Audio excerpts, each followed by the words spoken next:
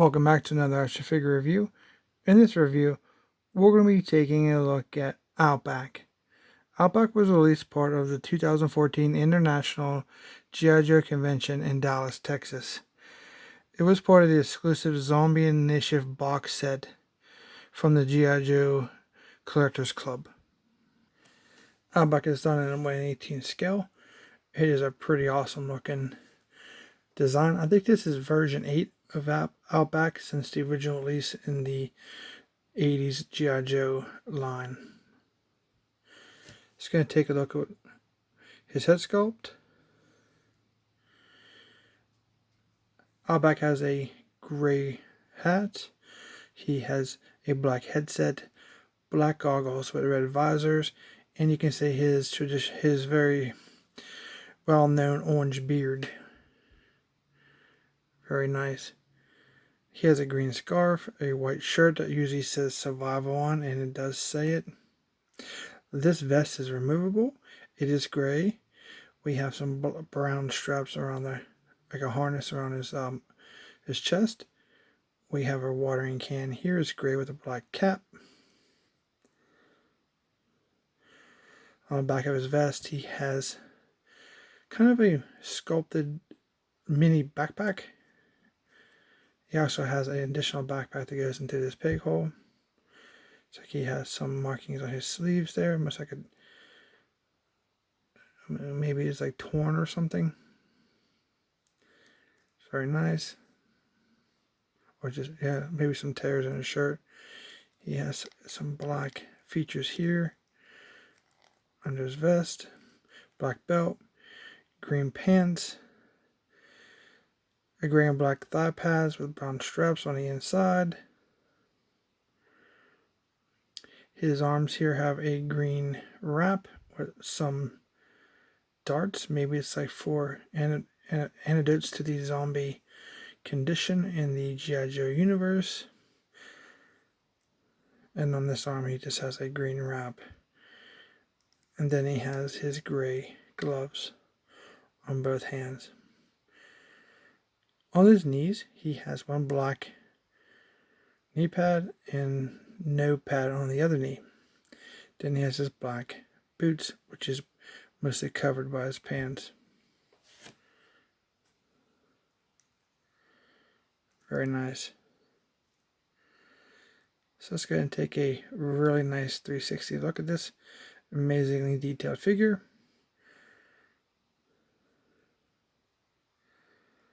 Very nicely done. Alright, so let's take a look at some of his accessories. He comes with a good bit of them. First off, we'll start off with his stand. It's just your traditional 25th anniversary stand with the Outback on the front. His backpack has a lot of paint. This antenna is removable and this rack is removable. He has some silver here for his radio, a brown pouch. He has green sleeping bag with some brown straps. On the side of this, you can put some of his accessories. So you can see the peg holes for a couple of them. And here's a peg hole here. So it's really nice that you can haul a lot of your accessories around. And these are racks here. So as we're going through the accessories, we'll take a look and see what we can, load up on here. First off, he has a tan, like a gray, tannish, it's more gray, watering can with a black lid. That's good. So so you can pretty much choose wherever you want to put your items. So let's put this watering can down low, and it fits perfectly, so you can hang out of the way. So for long missions, he has water here and then water on his belt. Next, he comes with this radio. It's just an all gray plastic radio. Pretty sculpted. Not just a piece of plastic. It has some buttons there. It's like a piece that you hear from and a little antenna. And it has a little peg on the back. And you can choose wherever you want to put Guess I'll put the radio with his antenna part. Make sense? I guess so. Pretty nice. Next up, he has this axe, or maybe it's considered maybe a throwing axe. It has green handle and gray plastic. Pretty coolly sculpted. With I like how all the different holes are in it. You can make it look some more aerodynamic. And you can stick this pretty much anywhere you want. See if it fits on this side. No, can't get into that bend. So, I don't know. Kind of a weird place to put it.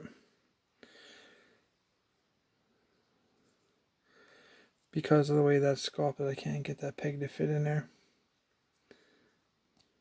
Let's see what we can do.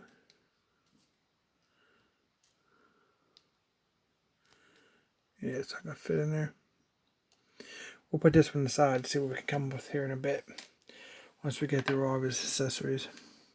Here he has a machete. Just gray plastic. It's a curved style.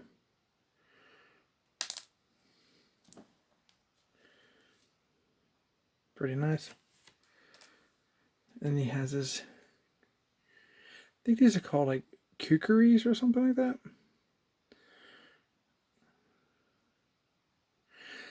So far, these two bladed weapons, the machete and this weapon, does not have a peg on it.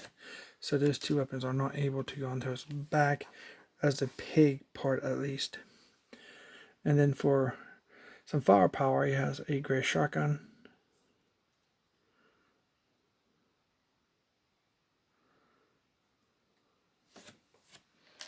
And then he has a sniper rifle. Looks to be a 50 caliber sniper rifle. Then he has his green wraps, which kind of gives it some ownership to Outback, because it falls suits with the garments that he has on the figure. He does come with a file card.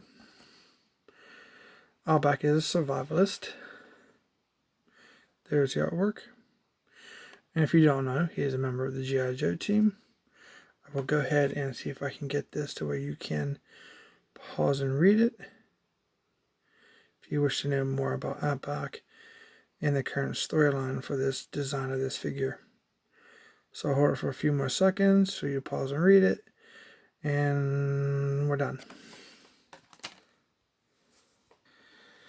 So if we're trying to store some of these weapons on his backpack, kind of put the phone over here.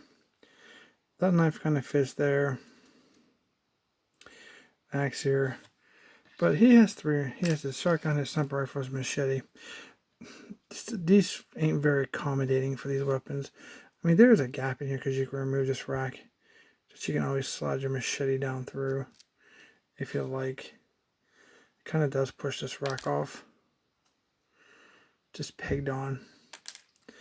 So, but the initial weapons, I've tried, several different places. It's just the tolerance isn't there to hold it. Tried to scope, tried to stock, different ways. It just, if I push it on, it just pushes it out. So, I guess it's not very well designed for that. But it can carry some of his accessories, unfortunately. It'd be nice if it can carry his weapons. Two pegs here, which there's no pegs on any of these weapons. So don't know what that's for. It's probably much a kit bash from another figure set. But maybe, you wouldn't want to tweak these, for example, if you have this figure, because this figure is probably quite expensive today if you tried to buy it. Because it does come in that set, and I think that set was like $400 when you get all, is it 15 figures I think you got in that set from the convention? Yeah, so, but it does fit on him pretty good. Let me go and get that on. So this is what it looks like when it's on his back.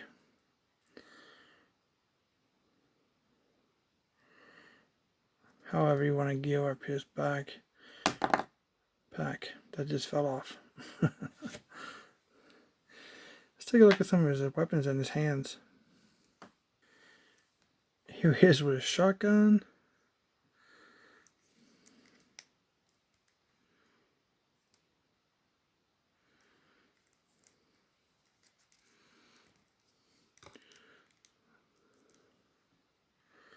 It's pretty good. Doesn't hold the best, but what you expect for G.I. Joe, especially from the G.I. Joe Club. Here he is with his sniper rifle. You're not going to be able to shoulder this weapon. This figure does not have the articulation for that. You barely can get two hands on it due to the sculpt. The vest is in the way. You might get a better range if you take off the vest, but that's about it for just a general idea how he looks. This is how it looks with his axe.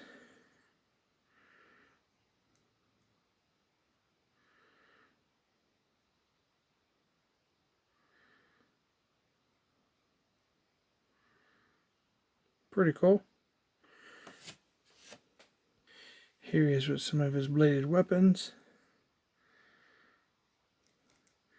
He's going to some zombie crushing or slashing battle stances.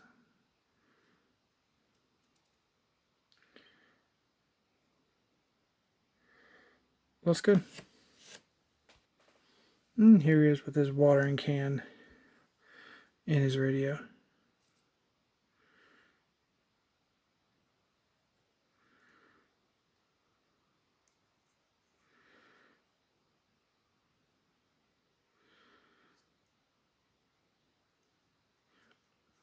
Fortunately, there's that hollowness that I talk about in different videos. For the price of the figures, you would have thought they would, make that a solid piece and could have made it hollow when it cost them probably nothing to add that for the aesthetic of the accessories. Hope you guys enjoyed this review. If you did, please consider subscribing. I really appreciate it. Thank you guys so much for watching. Happy collecting. And we will see you in our next review.